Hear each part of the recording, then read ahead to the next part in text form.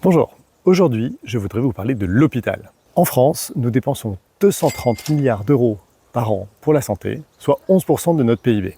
Et pourtant, on doit constater que ça ne fonctionne pas comme on le voudrait. En particulier, notre hôpital est complètement saturé. Les personnels qui y travaillent sont désespérés, ont de mauvaises conditions de travail et les délais sont extrêmement longs. Pour réduire cet encombrement, nous pourrions faire 3 choses. La première, c'est remettre le médecin généraliste au centre du jeu. Faire en sorte qu'on offre plus de capacités de médecins généralistes, ce qui a commencé à être mis en œuvre avec l'augmentation du numerus clausus, mais il faut aller beaucoup plus loin en rendant les médecins plus efficaces et notamment en limitant leurs tâches administratives. La deuxième façon de limiter l'encombrement de l'hôpital, c'est de supprimer la majorité des tâches administratives. Selon certaines études, les médecins passent jusqu'à 4 à 5 heures par jour sur des tâches administratives. C'est autant de temps qui n'est pas passé face aux patients. Et enfin, en troisième lieu, on pourrait confier plus de tâches aux cliniques privées.